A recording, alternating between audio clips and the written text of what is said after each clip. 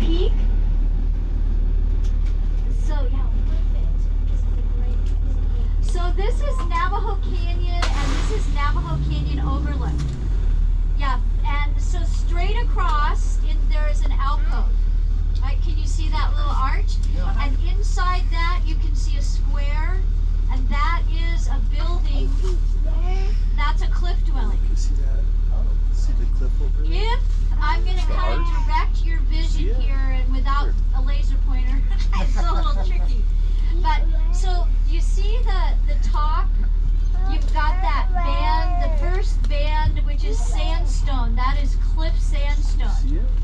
Follow that all the way to the right, and then you get like a little canyon. Are you guys with me there? So we're following this top band of cliff sandstone to the right, and then we see a little crevice or like a canyon-y area with more trees. And then to the right of that, there's a little cupcake-like rock by itself with a tower on top. There's a round tower right up on top. You guys see that? It looks like a little cupcake with some frosting. Yeah, right on the outside. Can you guys? No, you can stand up. We're stopped here. You can stand up. You can peek over. Yeah, we'll be here for a minute. Yeah, it looks like a cap. So we have the little canyon, which you can see goes all the way down. To the right of that little canyon, by itself, is a little chunk of sandstone, and right on top of it, you can barely see some walls. That's Navajo Tower. So what we like to talk about at this stop, and like I said, we'll be talking about all kinds of different things as we go along and peek out. But this is a nice place to look at the geology, and it's another explanation of why did the Ancestral Puebloans come here. As I told you, we don't have a lot of running water. We have a lot of canyons, but there's no perennial flowing streams up here. But what we do have, so we see that top layer, then we see the band of sandstone.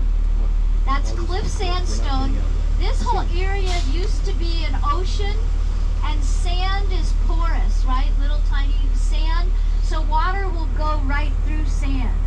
But then you see below that cliff dwelling, and it's a level, it's called talus, but there's like a little band of some trees dotted along, and it's kind of at an angle. That's Menifee shale. And shale is more clay.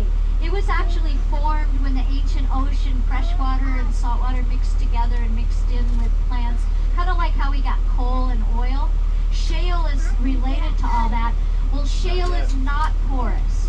So you see at the bottom of that band of sandstone how there's more trees there, and there's more plants there, and over to the right where I was telling you to look, there's a bunch, there's probably a little spring over there.